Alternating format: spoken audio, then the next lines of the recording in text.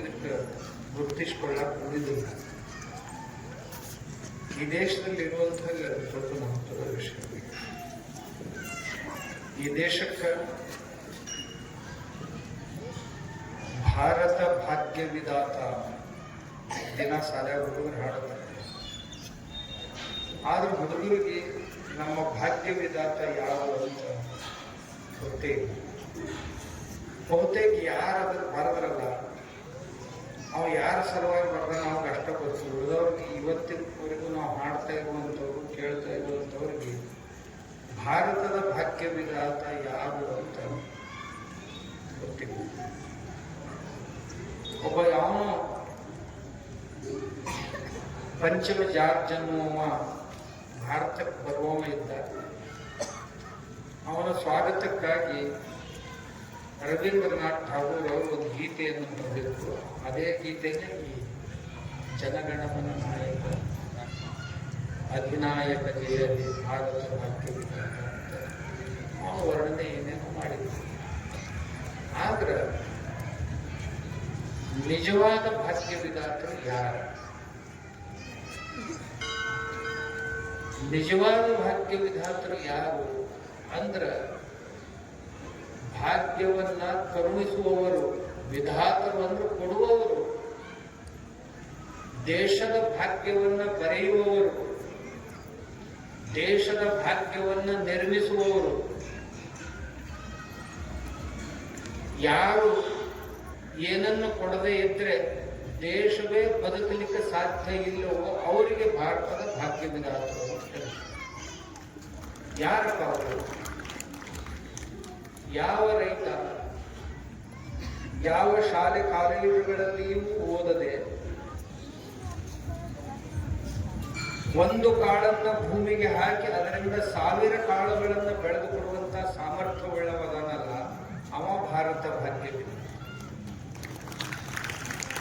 ಅವ ಆ ಕಾಳು ತರಕಾರಿ ಹಣ್ಣುಗಳನ್ನು ಬೆಳೆದು ಕೊಟ್ಟಿರಲಿಲ್ಲ ಅಂತಂದ್ರೆ ಈ ದೇಶದೊಳಗೆ ಯಾರೂ ಬದುಕಕ್ಕೆ ಸಾಧ್ಯ ಇದ್ದಿದ್ದಿಲ್ಲ. ಆದ್ದರಿಂದ ಅವ ಭಾರತದ ಭಾಗ್ಯ ವಿಧಾತ. ಎರಡನೇದಾಗಿ ಈ ರೈತ ಭಾಗ್ಯ ವಿಧಾತ ಯಾಕೆ ಅಂತ ಕೇಳಿದ್ದಾರೆ.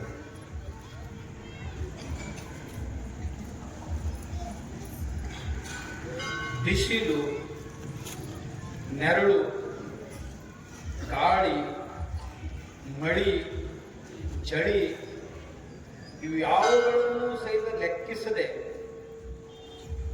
ಹೊಲದಾಗ ಹೋಗಿ ನಿಂತು ಕೆಲಸ ಮಾಡಿ ತಾನು ಬದುಕುವುದರ ಜೊತೆ ಈ ಭೂಮಂಡಲದ ಮೇಲಿರುವಂತ ಪಶು ಪಕ್ಷಿ ಜೀವಾಣುಗಳನ್ನು ಬದುಕಿಸುವಂತ ಬಹುದೊಡ್ಡ ಕಾರ್ಯವನ್ನ ಅವ ಮಾಡ್ತಾನ ಅಂತ ತಿಳ್ಕೊಂಡು ಅವ ಭಾರತದ ಭಾಗ್ಯ ವಿಧಾತ. ಅವ ಭಾರತದ ಭಾಗ್ಯ ವಿಧಾತ ಯಾಕೆ ರೈತ ಅಂತ, ಯಾರ್ಯಾರು ಏನೇನು ಉದ್ಯೋಗ ಮಾಡ್ತಾರ, ಪಟ್ಟಿನಿಯವ್ರಿಗೆ ಹತ್ತಿ ಕೊಡವ, ಮನಿ ಕಟ್ಟೋರಿಗೆ ಕಟ್ಟಿ ಕೊಡವ, ಮಣ್ಣು ಕೊಡವ, ಕಲ್ಲು ಕೊಡವ, ಎಣ್ಣೆ ತೆಗೆಯೋರಿಗೆ ಎಣ್ಣೆ ಕಾಳು ಕೊಡವನ, ಏನೇನು ಉಣ್ಣು ತಿನ್ನು ವಸ್ತುಗಳಿಗೆ ಮಾಡ್ತಾರೆ ಎಲ್ಲಿ ಕಾರ್ಖಾನೆಗಳಲ್ಲಿ ಮನೆಗಳಲ್ಲಿ ಅವ್ರಿಗೆಲ್ಲರಿಗೂ ಕಚ್ಚಾ ಮಾಲನ್ನು ಪೂರೈಸುವವನು ಅವನು. ಆದ್ರಿಂದ ನಿಜವಾದ ಭಾರತದ ಭಾಗ್ಯ ವಿಧಾತ ಯಾರಾದ್ರೂ ಇದ್ರೆ ಅವನ ರೈತ. ನಮ್ಮ ರೈತರ ಮನೆಯೇ ನಿಜವಾದ ಭಾಗ್ಯ ವಿಧಾತರ ಮನೆ.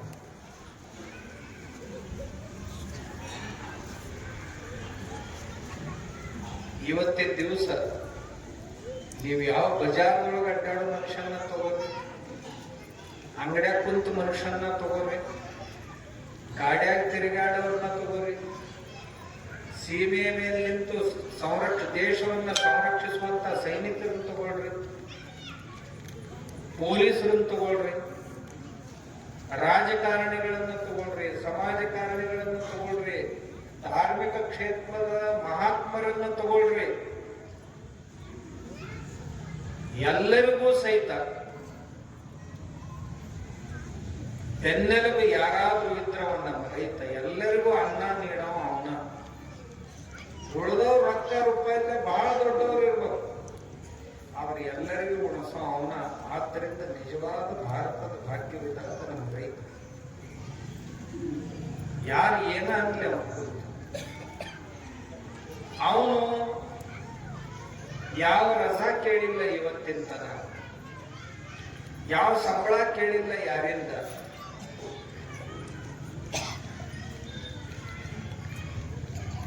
ಯಾರಿಂದ ಯಾವ ಸಹಾಯ ಕೇಳಿಲ್ಲ. ತನ್ನ ಕರ್ತವ್ಯ ಮಾಡ್ಕೋತ ಹೊಂಟಾನ. ಅವ ಮಾಡ್ಕೋತ ಹೊಂಟಾನ ಅಂದ್ರೆ ಜಗತ್ನಾಗ ಎಲ್ಲರೂ ತೋರ್ಸೋಕ ತಯಾರಾಗಿದ್ರು, ಪ್ರದರ್ಶನಕ್ಕ ನಿಂತಿದ್ರು ಅಂತಂದ್ರ ಎಲ್ಲರೂ ಗಿಡದ ಮ್ಯಾಗಿನ ಟೊಂಗೆ ಹೂವ ಹಣ್ಣ ಆಗಾಕ ಇಚ್ಛೆ ಪಟ್ಟಿದ್ರು, ಬೇರ್ ಆಗಾಕ ಯಾರು ಅಲ್ಲೆಂದಿದ್ರು ಅಂತಂದ್ರ ಯಾವ ಗಿಡಗಳು ವ್ಯಾಲ್ಯೂ ಕಾಣುತ್ತಿರ್ಲಿಲ್ಲ. ಹಂಗ ರೈತ ಈ ದೇಶದ ಬೇರು ಯಾರಾದ್ರೂ ಇದ್ರು ಅವ್ರ ರೈತರ ಮನೆಗಳು. ಅವರು ತಮ್ಮನ್ನ ತಾವು ಮುಚ್ಚಿಟ್ಕೊಂಡು ರಾಷ್ಟ್ರಕ್ಕಾಗಿ ದುಡಿಯೋದು. ಅವಾಗ ಇವೇನು ದೊಡ್ಡ ದೊಡ್ಡ ಗಿಡಗಳು ಕಾಣ್ತಾವಲ್ಲ ನಿಮ್ಗೆ ದಿವಸಲ್ಲ, ಅವು ಸಿನಿಮಾದವರ ಇರಲಿ, ರಾಜಕಾರಣದವರ ಇರಲಿ, ಧರ್ಮಕ್ಷೇತ್ರದವರ ಇರಲಿ, ಇವೇನೇನ್ ಮ್ಯಾಗೆ ಮ್ಯಾಗೆ ಗಿಡಗಳು ಕಾಣ್ತಾವಲ್ಲ ದೊಡ್ಡ ಸಣ್ಣ, ಎಲ್ಲ ಗಿಡಗಳ ಬೇರೆ ಯಾರಾದ್ರೂ ಇದ್ರೆ ನಮ್ಮ ರೈತ. ನಿಜವಾದ ಭಾಗ್ಯವಿದಾತ ಯಾರು ಅಂತ ಅವ ಬರೇ ರೈತ ಅಲ್ಲ, ಅವ ಬಹುದೊಡ್ಡ ಧಾರ್ಮಿಕ. ನಮ್ಮ ರೈತರು ಯಾವಾಗಲೂ ಬರೇ ರೈತರಲ್ಲ, ದೊಡ್ಡ ಧಾರ್ಮಿಕ ವ್ಯಕ್ತಿ ಅವ. ಅವನಿಗೆ ಪಾಪ ಪುಣ್ಯಗಳ ಅರಿವಿದೆ. ಪಾಪ ಪುಣ್ಯಗಳ ಪ್ರಜ್ಞೆ ಅವನನ್ನು ಯಾವಾಗಲೂ ಜಾಗೃತವಾಗಿಟ್ಟಿರ್ತೈತಿ. ಏನು ಪುಣ್ಯ ಏನು ಪಾಪ ಅವನು ತಿಳಿತೈತಿ ಅಂತ ತಿಳ್ಕೊಂಡು ಪ್ರಾಣಿಗಳನ್ನು ಸಹಿತ ಪ್ರೀತಿಸ್ತಾನ, ಪಕ್ಷಿಗಳನ್ನು ಸಹಿತ ಪ್ರೀತಿಸ್ತಾನ.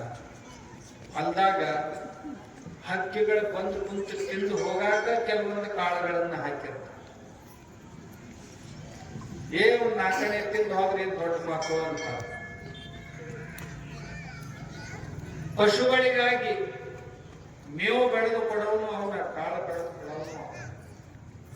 ಅದೇ ಪಶುಗಳು ಮತ್ತೆ ಹೊಳ್ಳಿ ನಿಮ್ಗೊಂದು ಮಾತು ಹೇಳಿದ್ ನಾನು ನಿಂತ್ಕೊಂಡು, ಈ ತಾಯಿ ಹಸುಗಳನ್ನ ಸಾಕ್ತಾಳ. ಹಸುಗಳು ಭೂಮಿ ತಾಯಿಯನ್ನ ಸಾಕ್ತಾವ. ಆ ಭೂಮಿ ತಾಯಿ ಈ ಜಗತ್ತನ್ನ ಸಾಕ್ತದೆ.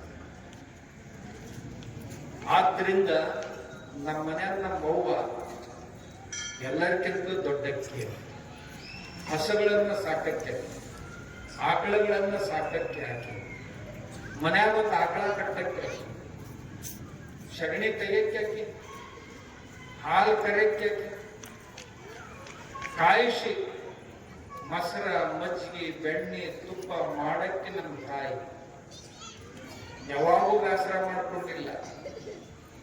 ಎಷ್ಟೇ ಜಡ್ಲೆ ಬಿದ್ದಿದ್ರು ಸಹಿತ ಹಾಲು ಹಿಂಡು ವೇಳೆ ಆತು, ಯಾರು ಹಾಲು ಹಿಂಡವ್ರು ಇರ್ಲಿಲ್ಲ ಅಂದ್ರೆ ಅಂತ ನಳ್ಕೋತ ನಾವು ಹೋಗಿ ಹಾಲು ಹಿಂಡು ಬಂದು ಮಕ್ ಮರ್ಕೋತಾಳ ಹೊರತು ಆಕಳಿಗೆ ತ್ರಾಸ ಆಗ್ಬೋದು. ನಮಗ್ ಮನ್ಯಾಗ ರೊಟ್ಟಿ ಮಾಡ್ಕೊಳ್ಳಿಕ್ ನಡಿತೈತಿ, ಕ್ಯಾಕ್ಸಲ್ ಬಿಗಿಬಾರದು ಅಂತ ಕಾಳಜಿ ವಹಿಸೋರು ನಮ್ಮ ಅವ್ವ.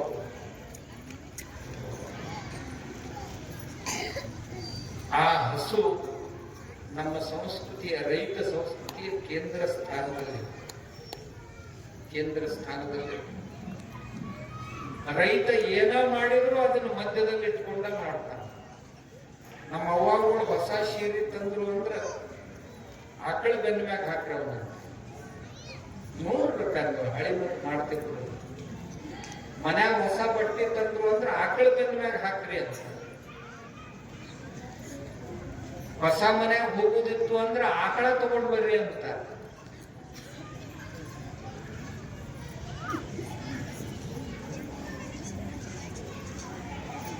ಯಾವ್ದಾದ್ರು ಸಮಾರಂಭಗಳಿತ್ತು ಅಂತಂದ್ರೆ ಗೋಪೂಜೆ ಮಾಡ್ರಿ, ಆಮೇಲೆ ಹೋಗಿ ಕೆಲಸ ಮಾಡ್ರಿ ಅಂತ. ಎಲ್ಲ ವಿಘ್ನಗಳನ್ನು ನಿವಾರಿಸುವಂತಹ ಸಾಮರ್ಥ್ಯ ಆ ಹಸುವಿನಲ್ಲಿ ಐತಿ. ಆ ಹಸುವಿನ ಹಾಲಿನೊಳಗೈತಿ, ತುಪ್ಪದೊಳಗೈತಿ, ಮಜ್ಜಿಗೆ ಒಳಗೈತಿ, ಮೊಸರಿನೊಳಗೈತಿ. ಮನ್ಯಾಗ ಒಂದು ಆಕಳಿತ್ತು ಅಂತಂದ್ರೆ ಒಬ್ಬ ವೈದ್ಯ ಇದ್ದಂಗೆ ಮನ್ಯಾಗ. ಒಂದು ಆಕಳಿತ್ತು ಒಬ್ಬ ಡಾಕ್ಟರ್ ಮನ್ಯಾಗಿದ್ದಂಗೆ. ಯಾವ ರೋಗನೂ ಹೊರಪಡಂಗಿಲ್ಲ ಮನ್ಯಾಗ. ಎತ್ತುಗಳನ್ನ ಮೊದಲು ಮನೆ ಮುಂದೆ ಸಾರಿಸ್ತಿದ್ವಿ. ಒಂದಿಷ್ಟು ಜಾಗ ಸಾರಿಸ್ತಿದ್ವಿ. ಸಾರಿಸಿ ನಮ್ಮ ತಾಯಿ ರಂಗೋಲಿ ಹಾಕ್ತಿದ್ಲ. ರಂಗೋಲಿ ಅದಕ್ಕೆ ಗೊತ್ತಿರ್ತದೆ. ಇತ್ತೀಚೆಗೆ ಕಲ್ಲಿನ ಪುಡಿ ಬಂದೈತೆ. ಮೊದಲ ರಂಗೋಲಿ ಹಿಟ್ಟಿಂದ ಇರ್ತಿತ್ತು. ಹಿಟ್ಟಿನ ರಂಗೋಲಿ ಹಾಕ್ತಿದ್ರು. ಹಿಟ್ಟಿನ ರಂಗೋಲಿ ಹಾಕಿದ ಕೂಡಲೇ ಮನ್ಯಾಗ ಒಳಗೆ ಬರುವಂತ ಹುಳು ಹುಪ್ಪಡಿಗಳನ್ನ ರಕ್ಷಿಸುವ ಸಲುವಾಗಿ ಹಾಕ್ತಿದ್ರು. ಹಾಕ್ಬೇಕಾಗಿತ್ತು ಅಂತಂದ್ರೆ ಮನೆ ಮುಂದೆ ಧೂಳೆಲ್ಲ ಮನ್ಯಾಗ ಬರಬಾರ್ದು ಅಂತ ಮನೆ ಮುಂದೆ ಸಾರಿಸ್ತಿದ್ರು. ದಿವಸೆಲ್ಲ ಗಾಳಿ, ವಾಹನಗಳು, ಅದರಿಂದಾಗಿ ಧೂಳು ಮನ್ಯಾಗ ಬರ್ತೈತಂತ ಮನೆ ಮುಂದೆ ದಿನ ಸಾರಿಸ್ತಿದ್ರು. ಸಾರಿಸಿ ಹಿಟ್ಟಿನ ಪುಡಿ ತಗೊಂಡು ರಂಗೋಲಿ ಹಾಕ್ತಿದ್ರು.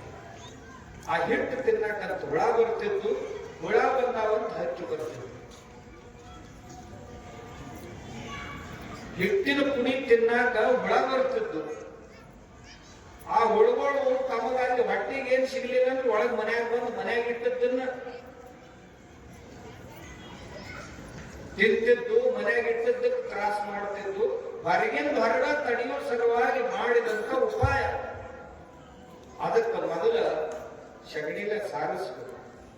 ಸಾರಿಸಿ ಹಿಟ್ಟಿನ ರಂಗೋಲಿ ಹಾಕಬೇಕು. ಏನ್ ಬಾಳ ಹೋಗುದಿಲ್ಲ, ಇಷ್ಟ ಹೋಗ್ತೈತೆ. ವಾಟಿ ಹಿಟ್ಟು ಹೋಗ್ತೈತೆ. ಆದ್ರೆ ಅದರಿಂದ ಎಷ್ಟು ಪಕ್ಷಿಗಳು ಬದುಕ್ತಾವ. ಆ ಪಕ್ಷಿಗಳೆಲ್ಲ ನಮ್ಮ ಜೀವನದ ಒಂದು ಭಾಗ. ಅವು ನಮ್ಮ ಬೆಳೆಯ ಮೇಲಿರುವಂತ ಎಲ್ಲ ಹುಳುಗಳನ್ನು ತಿನ್ನುವಂತ ಅವು. ನಮ್ಮ ಮನೆ ಸುತ್ತಮುತ್ತ ನಮಗೆ ಗಾಢಾದಂತ ಹುಳು ಹುಪ್ಪಡಿಗಳಂತ ಏನಿರ್ತಾವ, ಯಾವಾಗಲೂ ಮನೆ ಸುತ್ತಮುತ್ತ ಹಕ್ಕಿಗಳಿರ್ಬೇಕು. ಹಕ್ಕಿದ್ದು ಅಂತಂದ್ರೆ ಮನೆಗೆ ಗಾಢಾದಂತ ಹುಳು ಹುಪ್ಪಡಿಗಳಂತ ಏನಿರ್ತಾವ ಅವನ್ನೆಲ್ಲ ಹೊರಗೆ ಎತ್ಕೊಂಡು ಹೋಗ್ಬೇಕು. ಅವು ಎತ್ಕೊಂಡು ಹೋಗ್ಲಿಲ್ಲ ಅಂತಂದ್ರೆ ತಿನ್ನಾಕ ಹಾವು ಬರ್ತಾವ. ಪಕ್ಷಿಗಳಿತ್ತು ಅಂದ್ರೆ ಆ ಮನೆ ಸುತ್ತಮುತ್ತ ಎಂದು ಹಾವುಗಳು ಬರುವುದಿಲ್ಲ. ಪಕ್ಷಿಗಳು ಯಾಕಂದ್ರೆ ಹುಳ ಹುಪ್ಪಡಿ ಬಂದು ಅಂದ್ರೆ ಯಾರು ಹಾವು ತಿನ್ನಕ್ ಬರಲಿಲ್ಲ ಅಂದ್ರೆ ಹಾವು ಬಂದು ಬಿಡ್ತಾವ. ಪಕ್ಷಿಗಳಿರುವ ಮನೆ ಸುತ್ತಮುತ್ತ ಬರಲಿಲ್ಲ ಅಂದ್ರೆ ಮನೆ ಮುಂದೆ ಪ್ರಯಾಣವಾಗಿ ನೀರು ಹಾಕಿ ಒಂಥರ ಕಾಳು ಹಾಕಿ ಇಡ್ಬೇಕು. ಅವು ತಿನ್ನಾಕ ಬರ್ಬೇಕು. ಇದು ನಮ್ಮ ಪರಂಪರೆ. ಮೊದಲನೇ ರೊಟ್ಟಿ ಆಕಳಿಗೆ.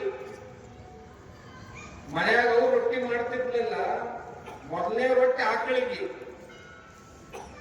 ನಡುವಿನೆಲ್ಲ ಮನೆ ಮಂದಿಗೆ, ಕಡಿ ರೊಟ್ಟಿ ನಾಯಿಗೆ. ಹಿಟ್ಟ ಹೆಚ್ಚ ಕಡಿಮೆ ಉಳಿತಿತ್ತು. ನಾಯಿ ರೊಟ್ಟಿ ಅಂತ ಮಾಡುತ್ತಿತ್ತು. ಒಂದ್ ರೊಟ್ಟಿ ಹಾಕಿದ್ರೆ ನಾಯಿ ಕಡಿಪಡಿ ಅಂತ ಹೋಗ್ತಿತ್ತು. ಮೊದಲನೇ ರೊಟ್ಟಿ ಯಾಕೆ ಆಕಳಿಗೆ ಅಂತಂದ್ರ ಕೊಮ್ಮಣಿಗೆ ಇರ್ತೈತಲ್ಲ ರೊಟ್ಟಿ ಉಳಿದು, ಅದು ಹಂಗ ಇಟ್ಟಿರ್ತಿತ್ತು. ಆ ಕಡೆ ಈ ಕಡೆ ಸ್ವಲ್ಪ ಧೂಳು ಬಿದ್ದು ಹೊಲಸಾಗಿರ್ತಿತ್ತು. ಮೊದಲನೇ ರೊಟ್ಟಿಗೆ ಹೊಲಸು ಹತ್ತಿರ್ತೈತಿ. ಅದನ್ನ ನಮ್ಮ ಗೋಮಾತೆ ತಿಂದು ಅಂದ್ರೆ ಅಕ್ಕಿಗೆ ಬಾಳ ತೊಂದರೆ ಆಗೋದಿಲ್ಲ. ಅದಕ್ಕಂತ ಮೊದಲನೇ ರೊಟ್ಟಿ ಆಕಳಿಗೆ ಹಾಕ್ತದೆ. ಈಗೇನ್ ಮಾಡ್ತೀವಿ, ಎಲ್ಲರಿಗೂ ಬಿಡ್ತೀವಿ, ಎಲ್ಲರಿಗೂ ನಾವು ಬಿಡ. ಮೊದಲನೇ ರೊಟ್ಟಿ ಯಜಮಾನಿಗೆ ನೀಡಿದ್ದು ಅದು ಆಕಳದಂಗ. ಉಳಿದ ರೊಟ್ಟಿ ಉಳಿದವ್ರು ಕಡಿ ರೊಟ್ಟಿ ತಾಜಡುದು ಬಾವು ಬಾವು ಬಾವು ಬಾವು. ಮನ್ಯಾಗ ಒಂದು ಅಳತಿ ಸುರು. ಯಾಕೆ ಹಿಂಗಾತು ಅಂದ್ರೆ ನಾವು ಸಂಸ್ಕೃತಿ ಬಿಟ್ಟಿವಲ್ಲ, ಬಿಟ್ಟದಕ್ಕೆ. ಮೊದಲನೇ ರೊಟ್ಟಿ ಆಕಳಿಗೆ ಕೊಡಬೇಕು. ಕಡಿ ರೊಟ್ಟಿ ನಾಯಿ ತಂದು ನಾಯಿಗೆ ಹಾಕ್ಬೇಕು. ಅವರ ಅಧಿಕಾರ ಐತೆ ಅದ್ರೊಳಗೆ. ನಡುವಿಂದೆಲ್ಲ ಹಾಕ್ಬೇಕು. ಮನೆ ಎಲ್ಲ ಈಗೆಲ್ಲಿ ರೊಟ್ಟಿನೂ ಬಂದಾಗ ತಿಂಡಿ ಬಂದಾಗ ಜೋಳ ಬಿತ್ತು ಬಂದಾಗಿತ್ತು. ರೇಷನ್ದಾಗ ಗೋಧಿ ಬರ್ತಾವ, ಹೌದಲ್ಲ? ಮತ್ತೆ ಹೆಣ್ಮಕ್ಳು ಮಾಡಕ್ ರೊಟ್ಟಿಗಿಂತ ಚಪಾತಿ ಲಡ್ಸಾಕ ಅನುಕೂಲ ಆಕೈತಿ ಅಂತ ಅಂತಾರಂತ. ನಮ್ಗೇನು ಗೊತ್ತಿಲ್ಲ. ನಾವೇನು ಹೋದಾಗ ನಮಗೆಲ್ಲ ರೊಟ್ಟಿನೂ ಮಾಡಿಕೊಡ್ತಾರ. ಚಪಾತಿ ಬಹಳ ಸುಲಭ ಅಂತ, ಆದ್ರೆ ಚಪಾತಿ ಚಲೋ ಅಲ್ಲ ಆರೋಗ್ಯ. ಒಂದು ರೊಟ್ಟಿ ತುಗುಡಿ ತಗೋರಿ, ಒಂದು ಚಪಾತಿ ತುಗುಡಿ ತಗೋರಿ, ಎರಡೂ ಒಂದು ಗ್ಲಾಸ್ನಾಗ ಹಾಕ್ರಿ ನೀರಾಗ. ಯಾವ್ದು ಬೇಗ ಕರಗ್ತೈತೆ ಅದು ರೊಟ್ಟಿ ಬಹಳ ಚಲೋ, ಬೇಗ ಪಚನ ಆಗ್ತೈತೆ. ಯಾವ್ದು ಕರಗ್ತೈತೆ ಅಂತೀರವಾರ? ಚಪಾತಿ ಬೇಗ ಕರಗ್ತೈತಿಲ್ಲ? ಇಲ್ಲ. ಹಂಗಾದ್ರೆ ನಾಳಿನ ಮನೆಯವ್ರಿಗೆ ರೊಟ್ಟಿ ಮಾಡಿ ಹಾಕ್ತಿರೋ ಚಪಾತಿ ಮಾಡಿ ಹಾಕ್ತಿರೋ? ಮನ್ಯಾನವ್ರು ಬಹಳ ದಿವಸ ಬದುಕಬೇಕು, ನಿರೋಗಿಗಳಾಗಿರ್ಬೇಕು ಅಂತಿದ್ರೆ ರೊಟ್ಟಿ ಮಾಡಿ ಹಾಕ್ರಿ. ಇವು ಹೋಗ್ಲಿ ಪೀಡ ಒಂದ್ ಸಾರಿ ಅಂತಿತ್ತು ಮನಸ್ಸಿನಾಗ ಅಂತಂದ್ರ ಎಣ್ಣೆ ಹಚ್ಚಿ ಚಪಾತಿ ಮಾಡಿ ಹಾಕ್ರಿ, ಬೇಕಾದ್ರೆ ಅದೊಳ ಹೋಗ್ತಾವ, ಅಲ್ಲಿಗೆ ಹೋಗ್ತಾವ, ಪಚನ ಆಗೋದಿಲ್ಲ. ಎರಡೂವರೆ ತಾಸಿನಾಗ 3-4 ತಾಸಿನಾಗ ಪಚನ ಆಗ್ಬೇಕು. ಅದು 8-10 ತಾಸು ಆದ್ರೂ ಪಚನ ಆಗುದು. ಕಾಂಕ್ರೀಟ್ ಹಾಕಿದಂಗತ್ತೆ, ಕಾಂಕ್ರೀಟ್ ಹಾಕಿದಂತೆ ಜಿಗಟ್ ಇರ್ತದೆ, ಜಿಗಟ್. ರೊಟ್ಟಿ ಉಂಡವ್ರ ಮನೆಗೆ ಎಂದು ಚಡ್ಡ ಬರುವುದಿಲ್ಲ. ಸರ್ವಜ್ಞ ಒಬ್ಬರ ಮ್ಯಾಗ ಬಹಳ ಚಲೋ ಚಲೋ ಹೇಳ. ನಮ್ಮ ಸಂಸ್ಕೃತಿ ಇದು, ನಮ್ಮ ಸಂಸ್ಕೃತಿ. ನಮ್ಮ ಮನ್ಯಾಗ ಹಾಕ್ತದೆ. ಮತ್ತೆ ಎಲ್ಲಿರ್ಬೇಕದು? ಅಗ್ರಗಟ್ಟಿಗೆ ಕಟ್ಬೇಕು, ಎಲ್ಲಾರ ಹೊರ ಕಟ್ಟಿ ಬಂದಿರ. ಈಗೇನು ಇತ್ತೀಚಿಗೆ ಮನೆ ಬಂದು ಎಲ್ಲ ಸಿಮೆಂಟ್ ದನಗಳು ದೂರ ಅದು, ಮಂದಿನೂ ದೂರ ಅದು, ಟಿವಿ ಬಿಟ್ರೆ ಮೊಬೈಲ್ ಬಿಟ್ರೆ ಎಲ್ಲರೂ ದೂರ ಅದು. ಮನ್ಯಾಗ ಇರ್ತಾವ, ಒಂದು ನಾಟ್ಯ ಮಾತಾಡಂಗಿಲ್ಲ, ಕುಂತ್ಕೊಂಡು ಹೋಗಿ ಊಟ ಮಾಡೋದಿಲ್ಲ, ಉಳ್ತಿರ್ತಾವು, ನೀಡ್ತಿರ್ತಾವು. ನಾನು ನಿನ್ನೆ ನೋಡಿದವು, ಗಂಡ ಹಚ್ಚಿ ಕೂತಿದ್ದ, ಹೆಂಡತಿ ಹಚ್ಚಿ ಕೂತಿದ್ದ, ಇಬ್ರು ಒಂದೊಂದು ತಾಟ್ ಇಟ್ಕೊಂಡಿದ್ರು. ಈಗ ಮೊಬೈಲ್ ನೋಡ್ಕೊತಾನೆ ನೀಡಾಕತ್ತಿದ್ದ ಆ ಕಡೆ ತಾವಂಗ ತನಗ ಇಬ್ಬರಿಗೆ. ಗಂಡ ಒಂದ್ ಜರ ಹುಷಾರಿದ್ದವ, ಇದನ್ನ ನೋಡ್ಕೊತ ಏನ್ ನೀಡಾಕತ್ತಿದ್ಲಲ್ಲ, ಅನ್ನ ಸರ ಹಾಕಿದ ತಾಟ ತಗೊಂಡಿದ್ದ, ನೆಲದ ಮ್ಯಾಗ ನೀಡ್ಕೊಂಡಿದ್ಲು. ಊಟ ಆಗಿಲ್ಲ ಗೊತ್ತಾದ್, ನಾನು ನೆಲದ ಮ್ಯಾಗ ಕಲಿಸ್ಕೊಂಡು ತಿಂದಿನಂತ. ಎಲ್ಲಿಗೆ ಬಂತು ನಮ್ಮ ಜೀವನ ಅಂದ್ರೆ ಇಲ್ಲಿಗೆ ಬಂತು, ಎಲ್ಲಿಗೆ ಬಂತು ಅಂದ್ರೆ ಇಲ್ಲಿಗೆ ಬಂತು. ಅನುಕೂಲ ಇರ್ಬೇಕು, ಮನೆ ಶಗಣಿ ಇರ್ಬೇಕು, ಮೂತ್ರ ಇರ್ಬೇಕು, ಗಂಜಲ ಇರ್ಬೇಕು, ಟಿಪ್ ಇರ್ಬೇಕು. ಯಾರ ಟಿಪ್ ದೊಡ್ಡದಲ್ಲ ಅವ ದೊಡ್ಡ ಶ್ರೀಮಂತರು, ಯಾರ ಟಿಪ್ ಇಲ್ಲ ಅವರೆಲ್ಲ ದರಿದ್ರು. ಯಾರು ಶ್ರೀಮಂತರು ಯಾರು ಬಡವರು ಅಂದ್ರೆ ಟಿಪ್ ಇದ್ದವರೇ ಶ್ರೀಮಂತರು, ಟಿಪ್ ಇಲ್ಲದು ಎಲ್ಲ ಬಡವರು. ಯಾಕ? ಹೊಲದಾಗ ಬೆಳೆ ಹುಲಸಾಗಿ ಬರ್ಬೇಕಾಗಿದ್ರೆ ಗೊಬ್ಬರ ಬೇಕು, ತಿಪ್ಪಿ ಗೊಬ್ಬರ ಬೇಕು. ಆ ಗೊಬ್ಬರ ಇರಲಿಲ್ಲ ಅಂದ್ರೆ ಹೊಲ ಬೆಳೆಯಂಗಿಲ್ಲ, ಹೊಲ ಬೆಳಿಲಿಕ್ಕಂದ್ರೆ ಶ್ರೀಮಂತ ಆಗಕ್ ಬರಂಗಿಲ್ಲ. ತಿಪ್ಪಿ ದುಡ್ಡು ಮಾಡ್ಕೊಂಡು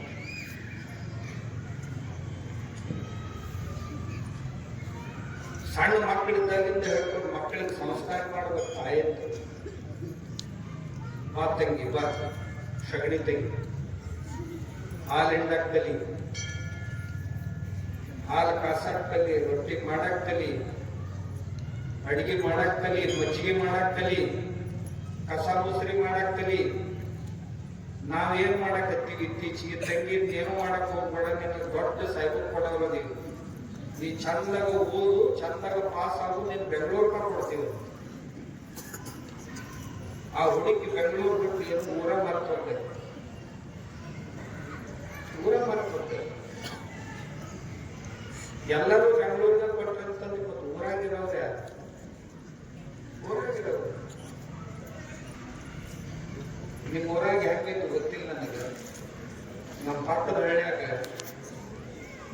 3,000 ಜನಸಂಖ್ಯೆ ಐತಿ. 300 ಹುಡುಗರು 40 ವರ್ಷ ಆದ್ಮೇಲೆ ನಮ್ಮ ಮದುವೆ ಆಗಿದೆ. 300 ಹುಡುಗರು, 3,000 ಜನಸಂಖ್ಯೆ ಊರ 300 ಹುಡುಗರು ಲಗ್ನ ಆಗಿಲ್ಲ. ಯಾಕಂದ್ರ ಎಲ್ಲರೂ ಹುಡುಗಿಯರು ಬೆಂಗಳೂರು ಕಳಿಸೋರು ಅದಾರ ಹೊರತು ದೂರ ಹುಡುಗರಿಗೆ ಯಾರು ಹೇಳ್ತಾವ.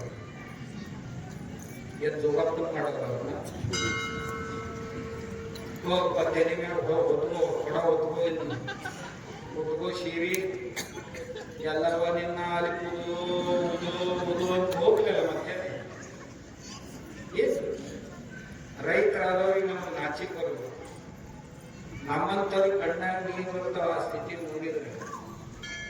ಮಾನ್ಯ ಬ್ಯಾಸತ್ ಒಂದು ಹುಡುಗ 4-5 ವರ್ಷ ದಾಟಿದ, ಎಣ್ಣ ಕೊಡ್ಲಿಲ್ಲ.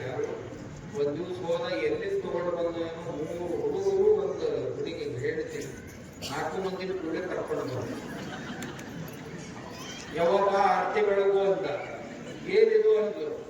ಏನ್ ದಿನ ಪೀಡಿಸ್ತಿದ್ದೀನಿ, ಲಗ್ನ ಮಾಡ್ಕೊಳ್ಳಿಲ್ಲ, ಲಗ್ನ ಇದು ಮಾಡ್ಕೊಂಡ ಬಂದಿದ್ ನೋಡಿ. ಇವು ಯಾರು ಹುಡುಗರು ಎಲ್ಲ ನಮ್ಮ ಅಂತ. ಆಕೆಗೆ 3 ಮಕ್ಕಳಿದ್ದು ಕಾಂಡಿದ್ದೆಲ್ಲ ತಗೊಂಡ ಬಂದಿದ್ದ. ಕಾಂಡ ಸತ್ತಿದ್ದ, ಆಕೆ 3 ಮಕ್ಕಳು ಸಹಿತ ತಗೊಂಡು ಬಂದಿದ್ದ. ಪರಿಸ್ಥಿತಿ ಎಲ್ಲಿಗೆ ಹೋದಿತ್ತು ಅಂದ್ರೆ ಇಲ್ಲಿಗೆ ಬರ್ತಾ ಇತ್ತು. ನೀವು ರೈತರಾದವರು ಮಕ್ಕಳಿಗೆ ಒಳ್ಳೆ ಸಂಸ್ಕಾರ ಮಾಡಲಿಲ್ಲ ಅಂದ್ರೆ ನಿಮ್ಮ ಮನೆ ಎಲ್ಲಿಗೆ ಬರ್ತಾವ ಅಂದ್ರೆ ಇಲ್ಲಿಗೆ ಬರ್ತಾವ. ನಿಮ್ಮ ಮನ್ಯಾಗೂ ಹುಡುಗರದಾವ ಮರಿಬೇಡ. ನಿಮ್ಮ ಮನ್ಯಾಗೂ ಹುಡುಗರದಾವ, ಬರೀ ಹುಡುಗಿಯರ ಅಷ್ಟ ವಿಚಾರ ಮಾಡಬೇಡ. ರೈತರ ಮನೆಯಷ್ಟು ಸುಖ ಯಾರ ಮನ್ಯಾಗೂ ಇರಕ್ ಸಾಧ್ಯ ಇಲ್ಲ. ಆದ್ರೆ ಇವತ್ತಿನ ದಿವಸ ಎಲ್ಲರ ಬಾಯಾಗ ರೈತರ ಬಗ್ಗೆ ಒಳ್ಳೆಯ ಮಾತುಗಳಿಲ್ಲ. ಉಳಿದವ್ರ ಬಾಯಾಗ ಇರೋದಕ್ಕೆ ರೈತರಿಗಾರ ತಮ್ಮ ಕುಲ ಕಸುಬಿನ ಬಗ್ಗೆ ಸ್ವಾಭಿಮಾನ ಇರಬೇಕದು ಕಾಣ್ತಾ ಇಲ್ಲ. ಇದರ ಪರಿಣಾಮ ಏನಾಗ್ತೈತಿ ಅಂದ್ರೆ ನಾ ಹೇಳಕತ್ತೀನಿ, ನಿಮ್ಗೆ ಈ ಸ್ಥಿತಿ ಬರ್ತೈತಿ. ಹಿಂದಿಲ್ಲ ಮಾಡಿ ಅವಾಗ ಹಿಂದೆ ಕಾಳಸಿದ್ದೇಶ್ವರ ಅಪ್ಪೋಳಿ ಬಂದಿತ್ತು. ಆ ಸ್ಥಿತಿ ಬರಬಾರ್ದಾಗಿತ್ತು ಅಂದ್ರೆ ನಮ್ಮ ಮಕ್ಕಳಿಗೆ ತಾವು ಈಗ ಸಂಕಲ್ಪ ಮಾಡೋದು, ನನ್ನ ಮಗಳು ಕೊಟ್ಟರೆ ನಾ ರೈತನಿಗೆ ಕೊಡ್ತೀನಿ. ರೈತರಿಗೆ ರೈತರ ಮಕ್ಕಳು ಕೊಡಲಿಲ್ಲ ಅಂತ ಯಾರಿಗೆ ಕೊಡಬೇಕು? ಮಕ್ಕಳು ಕಂಡಿದ್ರಿಗೆ ಇರ್ಬೇಕು. ಹಾಲ, ಮೊಸರ, ಮಜ್ಜಿಗೆ ಯಥೇಚ್ಛವಾಗಿ ಊಟ ಮಾಡಕ್ ಸಿಕ್ಕು. ನಿಸರ್ಗದ ಮಧ್ಯದೊಳಗಿರ್ಬೋದು. ಹಿಂಗ ಹೊರಗಾದ್ರೆ ಹಸರು ಕಾಣಬಹುದು. ಯಾವ ಶಹರದಾಗ ತಗೊಳಕ ಗಾಳಿ ಚಲೋ ಇಲ್ಲ. ನೀವು ಬೆಂಗಳೂರು ಸಿಟಿ ಒಳಗೆ ಏನು ಮಾಡಬೇಡ್ರಿ, ಸುಮ್ ಕುಂದ್ರಿ. ಹೋಗಿ ದಿವಸಕ್ಕೆ 18 ಸಿಗರೇಟ್ ಸೇದಿದ್ರೆ ಎಷ್ಟು ಪರಿಣಾಮ ಒಬ್ಬನ ಮ್ಯಾಗ ಆಗತ್ತಲ್ಲ, ಅಷ್ಟು ಪರಿಣಾಮ ಅಲ್ಲಿ ಇದ್ದವ್ರ ಮ್ಯಾಗ ಆಗತ್ತೆ. ಯಾಕಂದ್ರ ಆ ಗಾಳಿ ಒಳಗ ಕಾರ್ಬನ್ ಸೇರೈತಿ. ನೀವು ಸೇದ್ಬೇಕಂತೇನಿಲ್ಲ, ಆ ಗಾಳಿ ಉಸಿರಾಡಿಸ್ತಿರಲ್ಲ, ಅದ್ರಾಗ 1.5 ಪ್ಯಾಕ್ ಸಿಗರೇಟ್ ಸೇರಿದಷ್ಟು ಗಾಳಿ ಕೆಟ್ಟೈತೆ. 1 ಕಿಲೋಮೀಟರ್ ಹೋಗ್ಬೇಕಾಗಿತ್ತು ಅಂದ್ರೆ 1-1.5 ತಾಸು ಅಂತೈತಿ ಗಾಡ್ಯಾಗ. ನಡ್ಕೋತ ಹೋದ್ರೆ 5-10 ನಿಮಿಷ ಹೋಗ್ತೇವೆ. ಅಂತ ಶಹರ. ಕುಡ್ಯಾಕ ಚಲೋ ನೀರು ಸಿಗುದಿಲ್ಲ. ಮಗ್ಗಲ್ ಮನೆಯವ್ರು ಯಾರು ಒಬ್ರು ನಿಮ್ಮನ್ನು ಗುರುತಿಸಿದ್ರೆ ಒಬ್ರು ನಿಮ್ಗಳು ಮಾತಾಡೋದಿಲ್ಲ. ನಾ ಬಹಳ ಮಂದಿನ ಕೇಳಿನಿ, ಯಾರು ಇರ್ತಾರೆ ನಿಮ್ಮ ಮಗ್ಗಲ್ ಮನೆಯವರು? 2-3 ವರ್ಷ ಆತ್ರಿ, ಯಾರು ಅದಾರಲ್ಲಿ ಹಳ್ಳ್ಯಾಗ ಹಿಂಗ ಇರ್ತೀರದೆ ಅಂತ. ನಾವು ಹಳ್ಳ್ಯಾಗ ಇಲ್ಲಿಂದ ಜಮಖಂಡಿಗೆ ಬಸ್ ಹೋದಿವಿ. ಜಮಖಂಡಿ ಬರುವತ್ನಾಗ ಅಪರಿಚಿತ ಮನುಷ್ಯ ಮಗಲ್ ಕೂತಿದ್ನಂದ್ರೆ ಯಾವ್ಯಾವಪ್ಪ ಅಂತ ಕೇಳ್ತೀವಿ, ಎಲ್ಲಿ ಹೊಂಟೀರಿ ಅಂತ ಕೇಳ್ತೀವಿ. ಹಂಗಾದ್ರೆ ಒಂದು ಕೆಲಸ ಮಾಡಿ, ಮುಂದಿನ ವರ್ಷ ಜಾತ್ರೆಗೆ ಬರ್ಬೇಕು ನೋಡಿ, ಸಂಗಾಯಪ್ಪನ ಜಾತ್ರೆಗೆ ಅಂತ ಆಮಂತ್ರಣ ಕೊಡ್ತೀವಿ. ಇಳಿದ್ರಾಗ ಇದು ಹಳ್ಳಿ. ಅಲ್ಲಿ 3 ವರ್ಷ ಇದ್ರು ಸಹಿತ ಒಬ್ಬರು ಮಾತಾಡುವುದು. ನಾವೊಬ್ಬರ ಮನೆಗೆ ಹೋಗಿದ್ದೆ, ಆಕಸ್ಮಿಕವಾಗಿ ತೀರ್ಕೊಂಡಿದ್ರು. ಬಂದಿನಂದ್ರೆ ಮಾತಾಡ್ಸ್ಕೊಂಡು ಹೋಗೋಣ ಅಂತ ಪಾರ್ಥಿವ ದರ್ಶನಕ್ಕೆ ಹೋದ. ಅಪಾರ್ಟ್ಮೆಂಟ್ನಾಗ 4-8 ಮಕ್ಕಳು ಸುತ್ತ ಮ್ಯಾಗೂ ಇತ್ತು, ಕೆಳಗೂ ಇತ್ತು. ಇವ್ರ ಮನೆ ಒಂದು ಬಿಟ್ರೆ ಎಲ್ಲ ಮನೆಗಳಾಗ ಟಿವಿ ಹತ್ತಿದ್ರು. ಎಲ್ಲರೂ ಚಂದಾಗ ಟಿವಿ ನೋಡ್ಕೊತ ಕೂತಿದ್ರು. ಇವ್ರ ಮನೆ ಮುಂದೆ 4-8 ಮಂದಿ ಗೋಳೆ ಆಗಿದ್ರು, ಚಟ್ ಕಟ್ಟಾಕತ್ತಿದ್ರು, ಎಲ್ಲ ತಯಾರಿ ಮಾಡಕತ್ತಿದ್ರು. ಆದ್ರೆ ಇವ್ರಿಗೆ ಹತ್ಕೊಂಡು 3:30 ಫುಟ್ನಾಗ ಮತ್ತೊಂದು ಬಾಗ್ಲಿತ್ತು. ಅವ್ರ ಆರಾಮಾಗಿ ಟಿವಿ ಒಳಗ ದೊಡ್ಡ ಧ್ವನಿಯೊಳಗ ಸಿನಿಮಾ ಹಾಡು ಕೇಳ್ಕೊಂತ ಕುಂತಿದ್ರು. ಇದೇನು ಮಾನವೀಯತೆ? ಇದೆಂತ ಮನುಷ್ಯತ್ವ ರೀ? ಅದ್ರಾಗ ಯಾವ ಸುಖ ಐತೆ ಅಂತೀರ? ದುಡ್ಡು ಐತಂದ ಕೂಡಲೇ ಎಲ್ಲನೂ ಐತಂತ ಅರ್ಥ ಆಕೈತೆ. ದುಡ್ಡೇನು ಎಲ್ಲನೂ ಕೊಡ್ಲಕ್ ಸಾಧ್ಯ ಐತೆ? ಅದಂತ ಸುಖ. ಈಗ ಊರಿಂದ ಮುದುಕಿ ಹೋಗ್ತಾವ. 8 ದಿವಸ ಕಡೆ ಬ್ಯಾಡಪ್ಪ ನಮ್ಮ ಊರಿಗೆ ಬಿಟ್ಟು ಬರಂತ ನನ್ನ ಹಾಕ್ತಾವ. ಬ್ಯಾಡ ಅಂದ್ರೆ ನೀ ಏನ ಹೋಗಕ್ಕಿನ ಅಂತ ಮುಂದಕ್ಕೆ ಊರಿಗಿನ. ಇದೆಂತ ಊರು? ಇಲ್ಲೇನು ಕಡಿಮೆ ಐತಿ ನಿನಗ? ಏನು ಉಣ್ಣಾಕ ಕಡಿಮೆ? ಏನು ಕಡಿಮೆ ಇಲ್ಲಪ್ಪ. ನಿಮ್ ಮನ್ಯಾಗ ಎಲ್ಲ ಐತಿ, ಗಾದಿ ಐತಿ, ಟಿವಿ ಐತಿ, ಎಲ್ಲ ಐತಿ. ಇಲ್ಲಿ ಮನುಷ್ಯರಿಲ್ಲ. ನಾವು ಊರಿಗೆ ಹೋಗ್ತೀವಿ. ಮುದುಕರ ಗತಿ ನೋಡಿನ ದೊಡ್ಡ ದೊಡ್ಡ ಶಹರದಾಗ ನೋಡಿನ. ಅದಕ್ಕ ಯಾವಾಗ ಒಂದು ಮಾತು ತಲೆಯಾಗ ಇಟ್ಕೊಳ್ರಿ, ನಾವು ಹಳ್ಳಿ ಮಂದಿ, ನಮ್ಮ ಮಕ್ಕಳು ಹಳ್ಳಿಯಾಗ ಇರ್ಬೇಕು, ನಾವೇನಾದ್ರೂ ಹಳ್ಳಿ ಬಿಡಬಾರ್ದು. ಕೋವಿಡ್ ಬಂದಿತ್ತು, ಎಲ್ಲ ಬೆಂಗಳೂರಿನ ಮಂದಿಗೆ ಅಲ್ಲೇನು ದವಾಖಾನೆ ಇರಲಿಲ್ಲ, ಅಲ್ಲೇನು ಸೌಕರ್ಯ ಇರಲಿಲ್ಲ, ಏನಿರಲಿಲ್ಲ. ಬೆಂಗಳೂರಾಗ ಎಲ್ಲ ಇತ್ತು, ಮಂದಿ ಊರಿಗೆ ಓಡಿ ಬಂತು. ಯಾಕಂದ್ರ ಅವ್ರಿಗದು ಸುರಕ್ಷಿತ ಅನಿಸ್ಲಿಲ್ಲ. ಮಂದಿ ಮಕ್ಕಳೊಳಗೆ ನಾವು ಸುರಕ್ಷಿತ ಇರ್ತೀವಿ ಯಾವಾಗಲೂ. ಮನುಷ್ಯ ಎಲ್ಲಿ ಸುರಕ್ಷಿತ ಇರ್ತಾನ ಅಂದ್ರೆ ಮಂದಿ ಮಕ್ಕಳೊಳಗೆ ಸುರಕ್ಷಿತ ಇರ್ತಾನ. ಬೇಕಾದಷ್ಟು ದೊಡ್ಡ ಬಂಗಲೆ ಕಟ್ಟಿರ್ಲಿ, ಕಾರ್ ಗಾಡಿಗಳು ಮನೆ ಮುಂದೆ ನಿಂತಿರ್ಲಿ, ಅವನಿಗೆ ಸುರಕ್ಷಾ ಅನಿಸೋದೇ ಅಲ್ಲ. ಅವನ ಸಂರಕ್ಷಣೆ ಎಲ್ಲಿ ಅಂತಂದ್ರೆ ತನ್ನ ಮಂದಿ ಮಕ್ಕಳ ಮಧ್ಯದೊಳಗಿತ್ತಂದ್ರೆ ಸ್ವರ್ಗದಾಗಿದ್ದಂಗೆ ಆಗ್ತೈತೆ, ಸ್ವರ್ಗದಾಗಿದ್ದಂಗೆ. ಅದಕ್ಕೆ ನಮ್ಮ ಮಕ್ಕಳದಲ್ಲ, ಇಲ್ಲೇ ನಾವು ಸುತ್ತಮುತ್ತ ಇರ್ಬೇಕು, ಸ್ವರ್ಗದಾಗಿರ್ಬೇಕು. ಸ್ವರ್ಗ ಮಾಡೋರು ನಾವು ನಿರ್ಮಾಣ ಮಾಡೋರು. ನಾ ಅದಕ್ಕೆ ಎಲ್ಲೂ ಆದಲ್ಲಿ ಎಲ್ಲ ಊರಾಗ ನಮ್ಮ ಅವುಗಳಿಗೆ ಯಾವಾಗಲೂ ವಿನಂತಿ ಮಾಡ್ಕೊತಿರ್ತೇವೆ, ಇವಾಗ ಸಂಕಲ್ಪ ಮಾಡಿ ನನ್ನ ಮಗಳು ಕೊಟ್ಟರೆ ನಾವು ಒಕ್ಕಲಿಗೆ ಕೊಡ್ತೀನಿ. ನನ್ನ ಮಗಳು ಬೇಕಾದಷ್ಟು ಕಲ್ಗಳು ಕಲ್ತದ್ದೇನು ಕೆಡುವುದಿಲ್ಲ. ಗಂಡಕ್ಕೆ ಸಹಾಯ ಮಾಡಿದಂದ್ರೆ ಮನಿನ ಒಂದು ಫ್ಯಾಕ್ಟ್ರಿ ಮಾಡ್ತಾಳೆ. 10 ಮಂದಿಗೆ ನೌಕರಿ ಕೊಡುವಂತ ಸಾಮರ್ಥ್ಯ ನಿಮ್ಮೊಳಗಿದ್ದಾಗ ಮತ್ತೊಬ್ಬರ ಮನೆಯಾಗ ಹೋಗಿ ನೌಕರಿ ಮಾಡೋದು, ಗುಲಾಮಿತನ ಮಾಡೋದು, ಇದನ್ನ ಯಾರು ಹೇಳ್ಯಾರ? ಊರಾಗ 5 ಎಕರೆ 10 ಎಕರೆ ಭೂಮಿ ಐತಿ, ಹೋಗಿ ಯಾವನಾರ ಆಫೀಸಿನ ಮುಂದೆ ನೌಕರಿ ಕೊಡ್ರಿ ಅಂತ ಕೇಳೋದು ಭಿಕಾರಿ ಅಂತ. ನಾವಂತೀವಿ ದೊಡ್ಡ ಸಾಹೇಬರಾಗ ಹೋಗ್ಯಾರ, ಅಲ್ಲೇ ಸಾಹೇಬರ. ಅಲ್ಲಿ ಯಾವುದೋ ಮ್ಯಾನೇಜರ್ ಮನೆ ಮುಂದೆ ಆಫೀಸಿನ ಮುಂದೆ ಹೋಗಿ ಕೈ ಹೊಡ್ಕೊಂಡು ನಿಂತ. ಇಲ್ಲಿ ಊರಾಗ ಅವ್ನ ಮನ್ಯಾಗ 4 ಮಂದಿ 10 ಮಂದಿ ಕೆಲಸ ಬರ್ತಾರ ದಿನ. ಅಲ್ಲಿ ಹೋಗಿ ಮತ್ತೊಬ್ಬರಿಗೆ ಮನೆ ಮುಂದೆ ಕೈ ಹೊಡ್ಕೊಂಡು ನಿಂತಾರ. ಇದು ಚಂದ ಕಾಣಿಸ್ತದೆ ನಿಮ್ಗೆಲ್ಲರಿಗೆ. ನೀವು ಸಂಕಲ್ಪ ಮಾಡಿ, ನಾವು ದೇಶಕ್ಕೆ ಅನ್ನ ಕೊಡೋರು, ದೇಶವನ್ನ ಬದುಕಿಸುವವರು ನಾವು ಗುಲಾಮರಾಗೋರಲ್ಲ, ನಾವು ಮಾಲೀಕರಾಗೋರು. ನಮ್ಮ ಮಕ್ಕಳು ರಾಜ್ಕುಮಾರ್ ಇದ್ದಂಗೆ ಇರ್ಬೇಕು. ರಾಜ್ಕುಮಾರ್ ಅಂದ್ರೆ ಬರೀ ಕುತ್ಕೊಂಡು ತಿನ್ನಕ್ಕೆ ಮುದಿ ಕೂತಿದ್ದ ಕಟ್ಟಿನಾಗ ಒಬ್ಬ ಬಂದಿದ್ದ ಬೆಂಗಳೂರಿಂದ 60 ಹಾಕೊಂಡು 60 ಯಾಕೆ ಹಾಕೋತಾರ ಅಂದ್ರೆ ಯಾರಿಗೋ ನೋಡಿ ಹಾಕೊಳಕತ್ತಾರ. ಅರಬ್ ದೇಶದಾಗ ಉಸುಗ್ ಬಾಳ, ಅಡ್ಡಾಡು ಹೊತ್ನಾಗ ಪ್ಯಾಂಟ್ನಾಗ ಒಳಗ ಉಸುಗ್ ಹೋತು ಅಂದ್ರೆ ಗುಡುಗುಡು ಅನ್ನಕ್ ಶುರು ಮಾಡ್ತತೆ ಅಂತ ತಿಳ್ಕೊಂಡು 60 ಹಾಕೋತಾವ ಅರಬ್ ದೇಶದಾಗ. ಅದನ್ನ ನೋಡಿ ಹುಚ್ಚರು ಇಲ್ಲಿ ಇವು 60 ಹಾಕೊಂಡು ತಿರ್ಗಾಡ. ಊರಾಗ ಬಂದಿರ್ತಾವ, ಒಂದ್ ಗಾಗಲ್ ಹಾಕೊಂಡಿರ್ತಾವ, ಒಂದ್ ಮೊಬೈಲ್ ಇಟ್ಕೊಂಡಿರ್ತಾವ ಕೈಯಾಗ, ಊರಾಗ ತಿರ್ಗಾಡ್ತಿರ್ತಾವ. ಅಜ್ಜಿ ಕೂತಿದ್ಲು, ಅಜ್ಜಿಗಂದ ಅಜ್ಜಿ ಹೆಂಗದಿ ಅಜ್ಜಿ ಅಂದ. ರಾಜ್ಕುಮಾರ್ ಇದ್ದಂಗದಿ ನಾನು, ಅದ ಹೆಂಗ ಅಜ್ಜಿ ಅಂದ. ನಿನ್ನಂಗ ನಾಯನ ಒಂದು ಮುಷ್ಟಿ ಹಿಟ್ಟಿನ ಸಲುವಾಗಿ ಭಿಕಾರಿಗತೆ ಬೆಂಗಳೂರು ಹೋದಕ್ಕೆಲ್ಲ ನಾ ಇಲ್ಲೇ ಊರಾಗಿದ್ದ ರಾಜ್ಕುಮಾರ್ ಇದ್ದಂಗದಿ.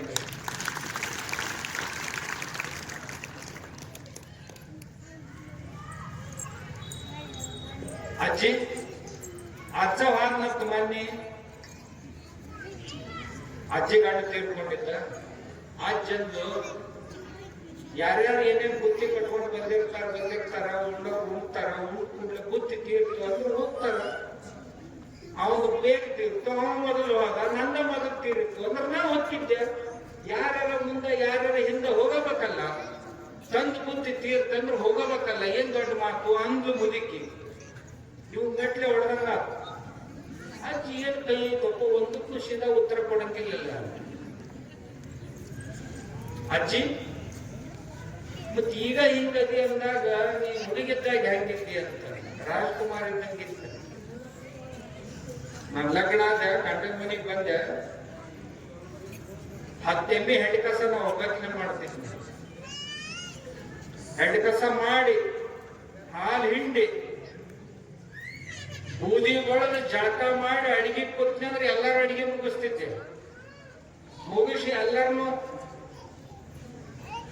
ನ್ಯಾರಿ ಮಾಡಿಸಿ ಕಳಿಸಿದ ಅಂತಂದ್ರೆ ಹಿಂದಾಗಡೆ ಬುತ್ತಿ ಕೊಟ್ಕೊಂಡು ಹೊಲಕ್ಕೆ ಹೋಗ್ತಿದ್ದೆ, ಹೊಲದಾಗ ಎಲ್ಲರೂ ಕೂಡ ಕೆಲಸ ಮಾಡ್ತಿದ್ದೆ, ಅಲ್ಲೇ ಒಗ್ಯಾಣ ಒಪ್ಕೊಂಡು ಬರ್ತಿದ್ನ. ಮತ್ತ ರಾಜಕುಮಾರಿ ತಂಗಿದ್ ನಾನು ಅಂತಂದು ಮುದುಕಿ. ಇದೆಂತ ರಾಜಕುಮಾರಿ ಅಂದ್ರೆ, ರಾಜಕುಮಾರಿ ಅಂದ್ರೆ ಬಹಳ ಮಂದಿ ಕನಸು ಏನಿರ್ತದೆ, ಕುತ್ಕೊಂಡು ಕುಕ್ಕಟ್ಟು ಹೊಡೆಯುವಂತ ಚಲೋ ಇರ್ಬೇಕಲ್ಲ. ನಮ್ಮ ಮಕ್ಕಳನ್ನ ಇಂಥ ರಾಜಕುಮಾರಿಯರನ್ನಾಗಿ ಮಾಡೋ ಕನಸು ಕಾಣಬೇಕು ಹೊರತು ಆರಾಮ ತಿನ್ನೋರು ಮಾಡಬಾರ್ದು, ಕುಕ್ಕಡೆ ತಿನ್ನೋರು ಮಾಡಬಾರ್ದು. ನಾವೇನ್ ತಿಳ್ಕೊಂಡಿವಿ ಈಗ, ಎಲ್ಲ ಕುಕ್ಕಡೆ ತಿನ್ನಾಕ ಸಿಗ್ತದೆ ಅಂತವ್ರನ್ನ ತಯಾರು ಮಾಡ್ತಾರೆ. ರಾಷ್ಟ್ರ ಬಹಳ ದಿವಸ ಅಂತವ್ರಿಂದ ಅಂತವ್ರಿಂದ ಯಾವ ದೇಶನೂ ದೊಡ್ಡ ಆಗೋದು. ಅದು ನನ್ನ ಕೆಲಸ ಅಲ್ಲ, ಇದು ನನ್ನ ಕೆಲಸ ಅಲ್ಲ ಅನ್ನಬಾರದು. ಬಿತ್ತು ಕೆಲಸ ಅಲ್ಲ ನಂದ, ಯಾವ ಕೆಲಸ ಮೇಮ್ಯಾಗ ಬರ್ತದ ನಂದ ಅನ್ನಬೇಕು. ಕಸ ತೆಗೆದು ಬಂದ್ರೆ ಕಸ ತೆಗೆಯೋನು ನಾನ, ಹಿಂಡೋದು ಬಂದ್ರೆ ಹಿಂಡೋ ಕೆಲಸನೂ ನಂದ, ಕಡಿ ಕೆಲಸ ಬಂದ್ರೆ ಕಡೆಯವನು ನಾನ, ಒಡಿ ಕೆಲಸ ಬಂದ್ರೆ ಒಡೆಯವನು ನಾನ, ನೀರ್ ಹಾಸೋ ಕೆಲಸ ಬಂದ್ರೆ ನೀರ್ ಹಾಸೋನು ನಾನ, ರಾಶಿ ಮಾಡೋದು ಬಂದ್ರೆ ರಾಶಿ ಮಾಡೋರು ನಾವ. ಮಂದಿನ ಸಿಕ್ಕಿಲ್ರಿ ಅಂತ ಒದರಾಡ್ಕೊತ ಅಡ್ಡಾಡ ಅವಂಗ ಒಕ್ಕಲಿಗೆ ಹಾಕ. ಯಾರು ಸಿಗ್ಲಿಲ್ಲ ಅಂದ್ರೆ ನಡ್ರಿ 4 ಮಂದಿ ಕೂಡೋನು, ಇವತ್ತು ನಮ್ಮದು ಮಾಡೋನು, ನಾಳೆ ನಿಮ್ದು ಮಾಡೋದು. ನಾ ಹಿಂಗೊಂದು ಊರೇ ತಯಾರು ಮಾಡಿ, ಆ ಊರಾಗ ಯಾರು ಕೂಲಿಯವ್ರು ಬರುವುದಿಲ್ಲ. ಆ ಇಡೀ ಊರವ್ರಿಗೆಲ್ಲ ಏನ್ ಕಲಿಸಿನಿ ಅಂದ್ರೆ, ಯಾರ ಕೆಲಸ ಐತೆ ಅವ್ರದ್ದು ಎಲ್ಲರೂ ಕೂಡುದು, ಅವ್ರ ಕೆಲ್ಸಕ್ಕೆ ಹೋಗುದು. ಅರ್ಧ ದಿನದಾಗ ಅವ್ರದ್ದು ಮುಗಿತಂದ್ರೆ ಮತ್ತೆ ಅರ್ಧ ದಿವಸ ಮತ್ತೊಬ್ಬಂದು ಮಾಡೋದು. ಊರಾಗ ಒಬ್ಬರು ಕೂಲಿಯವ್ರು ಬರೋದು. ಕಾರ್ಮಿಕ ಮುಕ್ತ ಗ್ರಾಮ ಊರವ್ರ ಮಾಡ್ಕೊಳ್ಳೋದು. ಗಂಡಾಳಿ ಗಂಡಾಳು, ಹೆಣ್ಣಾಳಿ ಹೆಣ್ಣಾಳು ಎಲ್ಲರೂ ಸಹಾಯ ಮಾಡಬೇಕು. ಒಬ್ಬರು ಒಂದಾದ ಕೆಲಸ, ಒಂದ್ ಕೆಲಸ ನಿಂದ್ರಂಗಲ್ಲ. ಕಸ ತೆಗೆದಿದ್ರೆ ಎಲ್ಲರೂ ಕೂಡಿ ಕಸ ತೆಗೆದು, ನೀರ್ ಹಾಸೋದಿದ್ರೆ ಇವ ಇರ್ಲಿಲ್ಲ ಅಂದ್ರೆ ಇವ್ ನೀರ್ ಅವ ಹಾಸಿರ್ಬೋದು. ನಾವೇನ್ ಕರ್ತೀವಿ ಅದನ್ನ ಮಾಡ್ಕೊಳಕ್ ಸಾಧ್ಯ. ನಮ್ಮಲ್ಲಿ ಬಹಳ ದೊಡ್ಡ ಸಾಮರ್ಥ್ಯ ಐತಿ. ನಾ ಇಂಥ ಹುಡುಗಿಯರನ್ನ ಭೇಟಿಯಾಗೀನಿ. ವರ್ಷಕ್ಕ 1 ಕೋಟಿ ರೂಪಾಯಿ ನೌಕರಿ ಬಿಟ್ಟು ಊರಾಗ ಬಂದು ಒಕ್ಕಲ್ತನ ಮಾಡಕತ್ತ.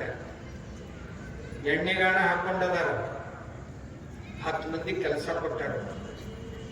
ಮತ್ ಸ್ವಂತದ್ದೇನು ಇಲ್ಲ, ಜಾಗನೂ ಬಾಡಿಗೆ ತಗೊಂಡು ಮಾಡಕ. ನಾವು ಮಾಡಕತ್ತಿದ್ರೆ ಏನ್ ಬೇಕಾದಕ್ಕ. ಒಬ್ಬ ಹೆಣ್ಮಗಳು ಇಲ್ಲೇ ರಾಮದುರ್ಗದಾಗ ಹೂವ ಮಾರ್ತಿದ್ಲು, ಮಾಲಿ ಕಟ್ಟಿ ಮಾರಾಟ ಮಾಡಕ್ ಬರ್ತಿದ್ಲು. ಅದ್ರ ಕೂಡ 4 ನಿಂಬಿಕಾಯಿ ತಂದು ಕಟ್ಟಿಂಗ್ ಮಾಡಿ ಉಪ್ಪಿನಕಾಯಿ ಮಾಡಿ ಮಾರಾಟ ಮಾಡಕತ್ತಿದ್ಲು. ವರ್ಷ 1 ಕೋಟಿ ರೂಪಾಯಿ ಬಿಸ್ನೆಸ್ ಮಾಡ್ತಾರೆ.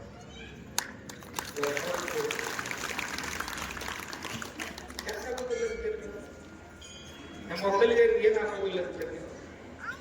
ನಾವು ಮನಸ್ಸು ಮಾಡಿದ್ರೆ ಬೇಕಾದಾಗ ನಮ್ಗೆ ಯಾರು ಹೇಳೋರು ಇಲ್ಲ, ಕೇಳೋರು ಇಲ್ಲ. ಯಾರು ಹೇಳೋರು? ನಮ್ಮ ಕೇವಿಕೆದಾಗ ಒಂದು ಹುಡುಗಿ ಟ್ರೈನಿಂಗ್ ಕೊಡ್ತೀವಿ ನಾವು.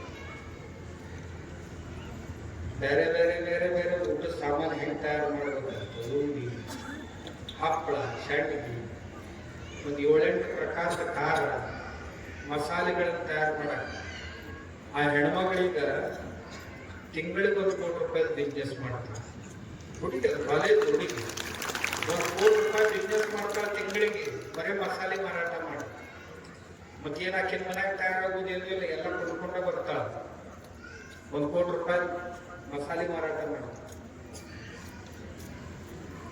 10% ಲಾಭ ಆಗೈತಂದ್ರು 10 ಲಕ್ಷ ರೂಪಾಯಿ ತಿಂಗಳಿಗೆ ಲಾಭ ಐತಿ. ನಾವು ಮನಸ್ಸು ಮಾಡ್ಬೇಕಷ್ಟ. ಮನಸ್ಸು ಮಾಡಿದ್ರೆ ಬೇಕಾದಕ್ಕೆ, ಮನಸ್ಸು ಮಾಡಲಿಲ್ಲ ಅಂದ್ರೆ ಏನು? ರೈತರು ನಿನ್ನೆ ಒಂದು ಹುಡುಗ ಭೇಟಿಯಾಗಿದ್ದ. ದಿವಸಕ್ಕೆ 200 ಕಿಲೋ ಬೆಲ್ಲ ತೆಗಿತಾರೆ. ಈ ಸಂಗ್ಲಿ ಹತ್ರ ಔದುಂಬರ್ ಅಂತ ಐತೆ, ದತ್ತ ಕ್ಷೇತ್ರ. ಆ ಹುಡುಗ ಮಗ ಫೋಟೋಗ್ರಾಫಿ ಮಾಡ್ತಿದ್ದೆ. ಮುಂದೆ ನಮ್ಮ ಮಠಕ್ಕೆ ಬಂದ. ಸಾವಯವ ರೈತರದೊಂದು ಶಿಬಿರ ಇತ್ತು, ಬಂದ. ಅಲ್ಲಿ ನಾವು ಬೇರೆ ಬೇರೆ ಉದ್ಯೋಗ ವ್ಯವಸಾಯಗಳ ಟ್ರೈನಿಂಗ್ ಕೊಡ್ತಿದ್ವಿ. ನಮ್ಮಲ್ಲೇ ಕಲ್ತವ ಬೆಲ್ಲ ಮಾಡೋದನ್ನ ನೋಡಿ ಕಲ್ತು ದಿವ್ಸಕ್ಕೆ 200 ಕಿಲೋ ಬೆಲ್ಲ ತಯಾರು ಮಾಡ್ತಾನೆ. 4 ಮಂದಿನ ಇಟ್ಕೊಂಡಾನ. ಅವ ಮನೆ ಹೆಣ್ಮಕ್ಳು ಬಕ್ಕಿ ದಿವ್ಸಕ್ಕೆ ಬರೀ ಸಣ್ಣ ಕಡವಾಗಿ ಇಟ್ಕೊಂಡು 200 ಕಿಲೋ ಬೆಲ್ಲ ಅಷ್ಟ ಅರಿದು ಅಷ್ಟ ಬರ್ಸೋದು, ನುರಿಸಿ 5 ಗ್ರಾಮಿನಿಂದ ಹಿಡ್ಕೊಂಡು 25 ಗ್ರಾಮಿನ ತನಕ ಸಣ್ಣ ಸಣ್ಣ ಸಣ್ಣ ಸಣ್ಣ ಬೆಲ್ಲದ ಗಟ್ಟಿ ಮಾಡ್ತಾನ. ಇಷ್ಟ ಏನು ಬಿಲ್ಲೆ ಮಾಡ್ತಾನ. ಒಂದ್ರಾಗ ಒಂದಿಷ್ಟು ಯಾಲಕ್ಕಿ ಹಾಕಿ ಮಾಡ್ತಾನ, ಒಂದ್ರಾಗ ಸುಟ್ಟಿ ಹಾಕ್ತಾನ, ಒಂದ್ರಾಗ ಬಡಿಸೋರು ಹಾಕ್ತಾನ, ಒಂದ್ರೊಳಗೆ ಅಶ್ವಗಂಧ ಹಾಕ್ತಾನ, ಒಂದ್ರೊಳಗೆ ಶತಾವರಿ ಹಾಕಿರ್ತಾನ. ಹೀಗೆ ಒಂದೊಂದ್ರೊಳಗೆ 15 ಪ್ರಕಾರದ ಬೆಲ್ಲ ಮಾಡ್ತಾನ. ಮಾಡಿದ್ರ ಅವನು ಕೇಳಿದ ಲಾಭ ಎಷ್ಟಾಕತ್ತು ನಿಂದು.